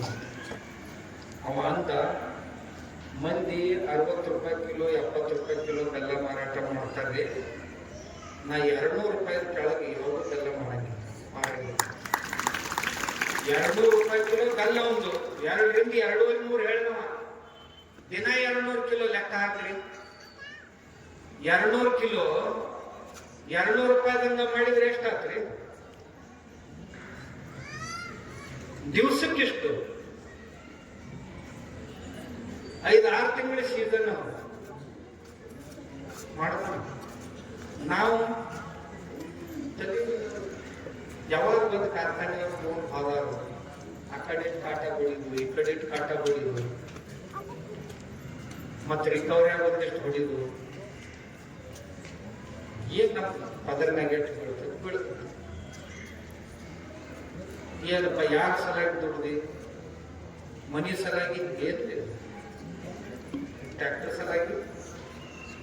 ಅದ್ರ ಕಂತು ಬಡ್ಡಿ ಕಟ್ಟು, ಸರ್ಕಾರಿ ಗೊಬ್ಬರ ತಂದು ಗೊಬ್ಬರದವ್ರ ಸಲುವಾಗಿ, ಮನೆಗೆ ಬೇಕಾಗುವ ಎಲ್ಲ ಕಾಳ ಕಡೆ ಕೊಡ್ಕೊಂಡು ಬಂದಿದೆ ಅವ್ರ ಸಲುವಾಗಿ, ಗಾಡಿ ತಗೊಂಡು ತಿರುಗಾಡ್ತಿದ್ದ ಪೆಟ್ರೋಲ್ನವ್ರ ಸಲುವಾಗಿ. ನಿಮ್ಮ ಮನೆ ಸಲಾಗಿ ಎಲ್ಲಿ ನೀನು ಒಕ್ಕಲ್ತನ? ಮನೆ ಸಲಾಗಿ ಏನ್ ಮಾಡಿದ್ರಪ್ಪ ಒಕ್ಕಲ್ತನ? ಇದು ಮನೆ ಸಲಾಗಿ ಈ ದಿಶೆಯೊಳಗೆ ನಾವು ಸಾಗಿವಿ. ನಾವು ಒಕ್ಕಲಿಗರಾದವ್ರು ವಿಚಾರ ಮಾಡೋದು, ನನ್ನ ಹೊಲದಾಗ ಏನೈತಿ, ಇದನ್ನ ನಾನು ಕಚ್ಚಾ ಮಾಲ್ ಮಾರಾಟ ಮಾಡಲಾರ್ದ ಇದನ್ನ ಚಂದಾಗ ತಯಾರು ಮಾಡಿ ಇದನ್ನ ನಾನು ಮಾರಾಟ ಮಾಡಬೇಕು ಅಂತ 4 ದಿವಸ ತೊಂದರೆ ಆಗ್ತದೆ. ಆದ್ರೆ ಮನಸ್ಸು ಮಾಡಿದ್ರೆ ನೀವು ಯಾವುದರಿಂದ 100 ರೂಪಾಯಿ ತಗೋತಿರಲ್ಲ, ಅದರಿಂದ 300 ರೂಪಾಯಿ ಗಳಿಸಕ್ ಸಾಧ್ಯ. ನಾವು ಮಾಡ್ತೀವಿ. ನಿಮ್ಮಂತವರ ರೈತರು ಹಿಡ್ಕೊಂಡಿವಿ.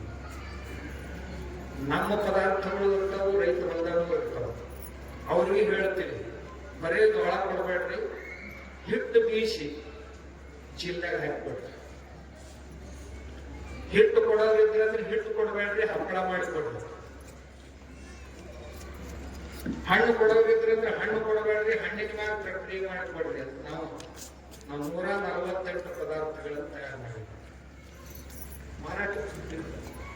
ಹೋದ ವರ್ಷ 2-3 ಕೋಟಿ ರೂಪಾಯಿ ಮಾರಾಟ ಮಾಡಿದ್ವಿ. ಈ ವರ್ಷ ನಮ್ಗೆ 10 ಕೋಟಿ ಟಾರ್ಗೆಟ್. 10 ಕೋಟಿ ರೂಪಾಯಿ ಆಗೋದು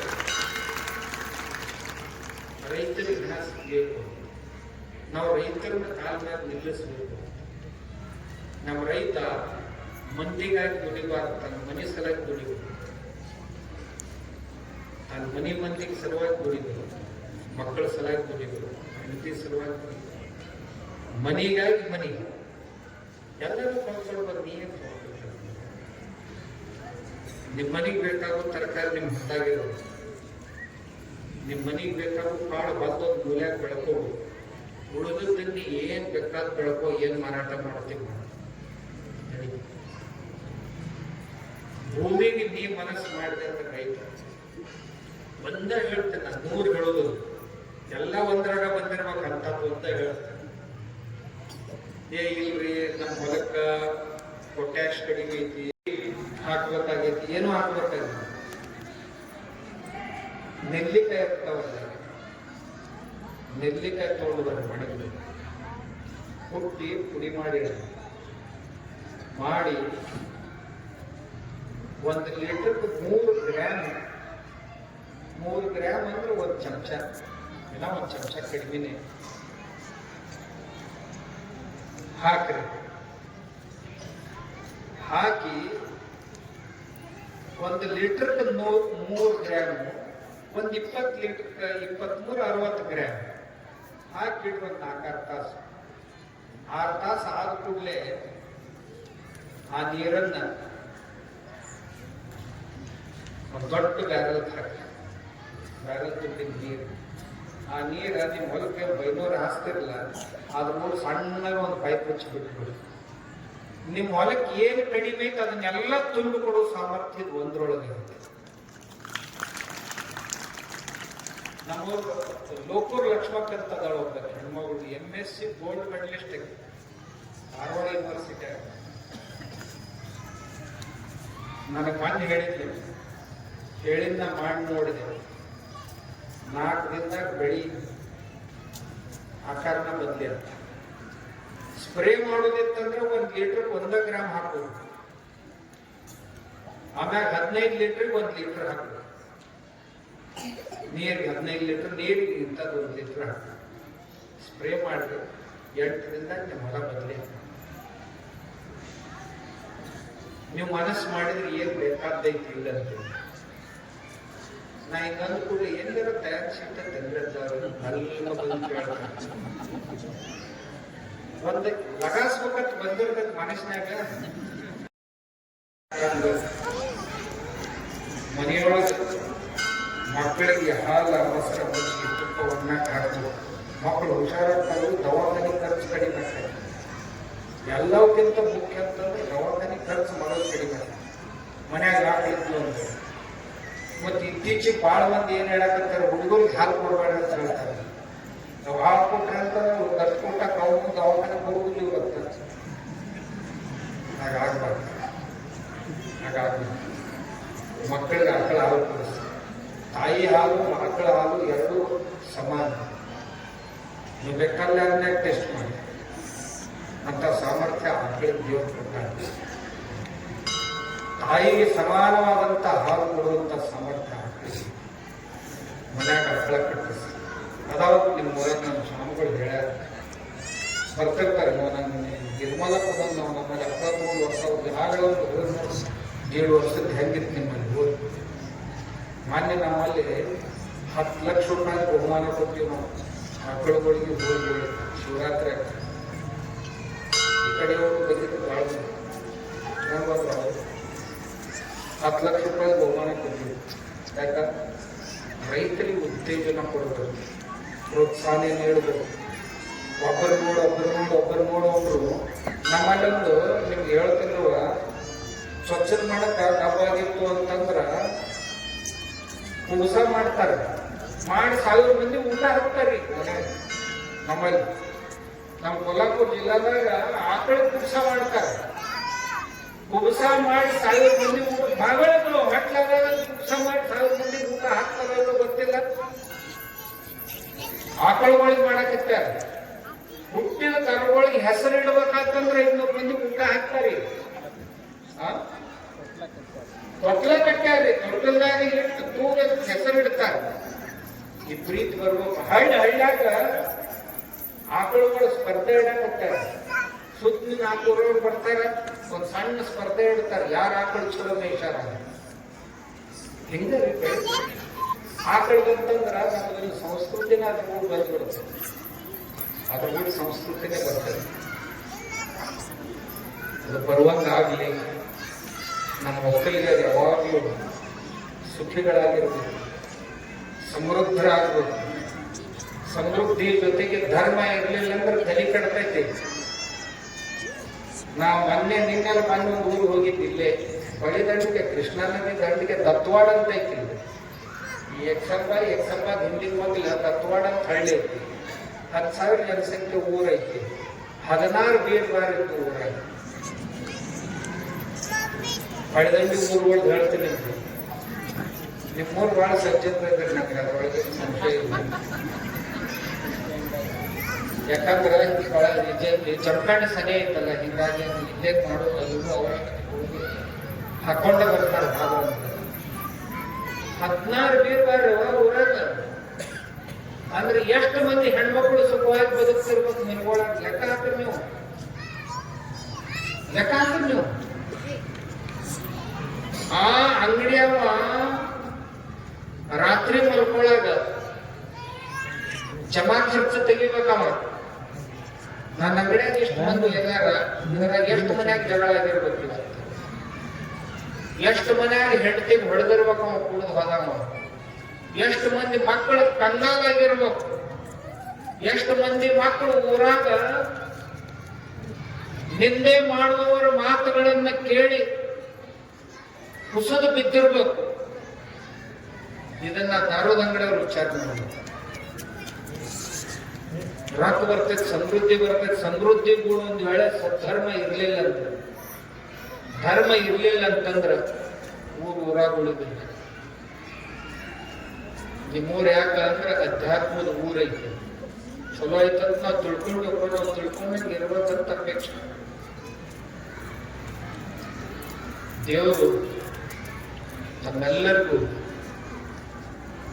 ರೈತರಿಗೆ, ತಾಯಂದರಿಗೆ ಸಿರಿ ಸಮೃದ್ಧಿಯನ್ನು ನೀಡುವುದರ ಜೊತೆಗೆ ಧರ್ಮ ಸಂಸ್ಕೃತಿಯನ್ನ ಕಾಪಾಡುವುದರ ಜೊತೆಗೆ ತಮ್ಮ ಹೆಣ್ಣು ಮಕ್ಕಳನ್ನ ಒಕ್ಕಲ್ತನ ಮಾಡುವಂತ ಹುಡುಗರಿಗೆ ಕೊಡುವಂತ ಸದ್ಬುದ್ಧಿಯನ್ನು ದೇವರು ಕೊಡಲಿ ಅಂತ ಪ್ರಾರ್ಥಿಸಿ